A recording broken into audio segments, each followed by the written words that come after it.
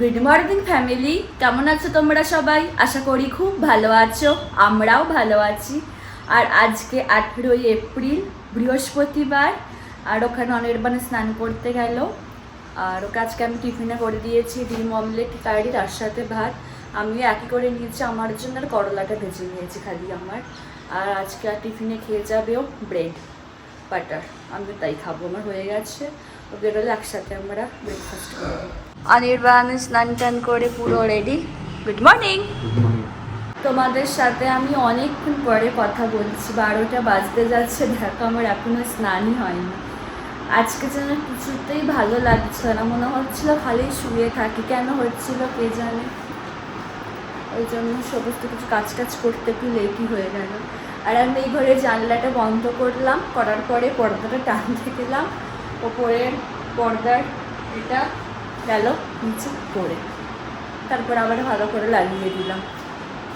এটা সে স্ক্রু লাগানোর এটা নেই, মানে নর্মাল একটা ডান্ডা টাইপেরই আছে, বাট এটা নেই, বাট লাগিয়ে দিয়েছি, ঠিকই আছে। আগের বারে অনির্বাণ লাগিয়ে দিয়েছিল, এবার আমি লাগিয়ে দিলাম।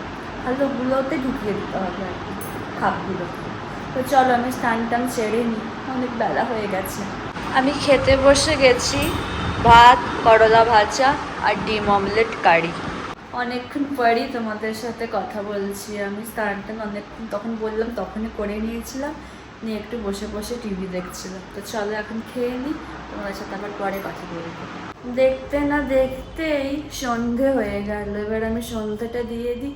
আর আমি জানি না আজকে সকাল থেকে আমার কেন এত পরিমাণে ঘুম পাচ্ছে, ঘুমানোর পরেও যেন কি ঘুম পাচ্ছে, আমি বুঝতেই পারছি না কেন।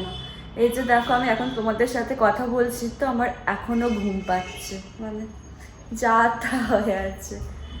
চলো সন্ধ্যাটা দিয়ে দিই। তোমাদেরকে কালকে বলছিলাম না, পাশে মাসিমা যিনি থাকেন উনি কালকে প্রসাদ দিয়ে গেছিলেন, রামনবমী ছিল তো, তো পুজো করেছিলেন। বিশ্বাস করো এত সুন্দর খেতে হয়েছিল ভোগটা, মানে খিচুড়ি ছিল আর 5 মিশালি সবজি কিছু একটা ছিল, অসম্ভব সুন্দর খেতে হয়েছিল। মানে ভাবি ঠাকুরের ভোগ রান্না হলে না একটা আলাদাই গন্ধ বেরোয় ঠাকুরকে দেওয়ার সময়। এটা আমি সব সময় দেখেছি যে যখন এই ঠাকুরকে ভোগ দেওয়া হয় না, তখন এত সুন্দর একটা গন্ধ ছাড়ে, মানে অন্য সময় খিচুড়ি করলে ওই টাইপের গন্ধ বেরোয় না, কিন্তু ঠাকুরকে নিবেদন করার জন্য যখন খিচুড়ি বানানো হয় বা যে কোনো কিছু ভোগ নিবেদন করা হয়, তখন এত সুন্দর একটা গন্ধ বেরোয়।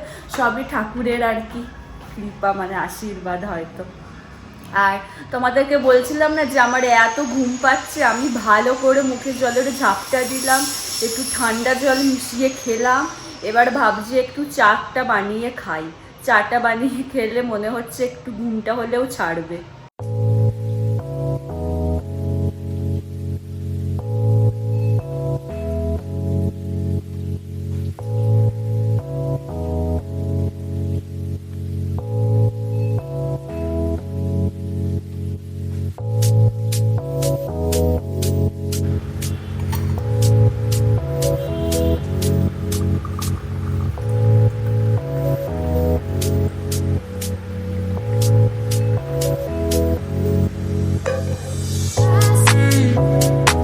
অনির্বাণ সেদিনকে নিচ থেকে এরকম টোস্ট এনেছিল, এত সুন্দর খেতে না টোস্টটা। আগেরটা তো শেষ হয়ে গেছিলো, আগেরটাও বলছি দেখছো, আগেরটা তো শেষ হয়ে গেছিলো, তো এই জন্য ওরকম ছোটো ছোটো কি সুন্দর খেতে টোস্টগুলো।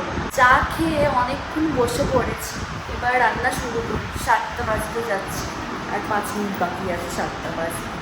আজকে রান্না করব ডিম ভুজি, তার সাথে রুটি। তো আগে ডিমটা বানিয়ে নিই, তারপরে রুটি করব।